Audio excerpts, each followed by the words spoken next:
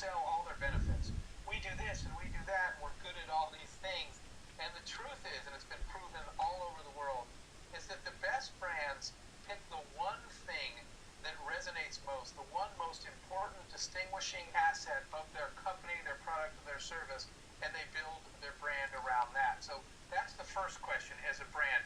What is the single most distinguishing thing about my company and my products that I want people to remember? That's question one about a brand. This is where people are using technology really to reinvent and streamline distribution chains is one area in particular. We also like sort of, I'm going to make up a word here, convergent innovation, meaning where people look around and say, what's the convergence of new tools and new techniques, i.e. mobile phones, GPSs, new kinds of technology and techniques that are out there, and say, how do I apply a new set of tools to either offer a product or service you could never offer in the past, or to redefine the way a product or service is offered in the market today. So people that are innovative with new technologies as they come out and find new ways to apply them, in addition to people that disintermediate, inefficient distribution chains and industries by using technology to find a better way to deliver the product. I'd say those are some of the main things that we look for on the investor side. And we'll start with why it's important. We'll give examples of some of the world's best international brands and why they work. What did they get right that we can all learn from? We'll talk with the steps you have to go through. Things you can do literally after you get home from the Seed Conference.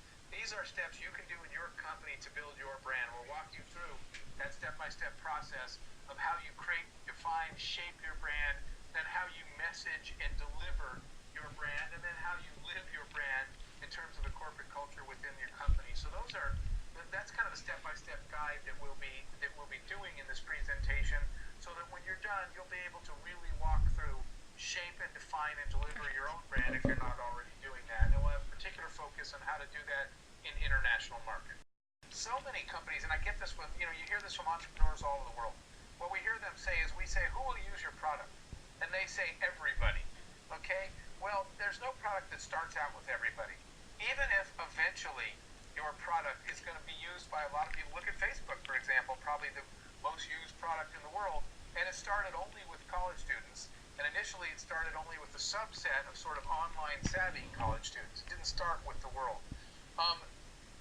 So even Amazon, one of the world's biggest e-commerce places, really only spoke to people that were buying books at the beginning.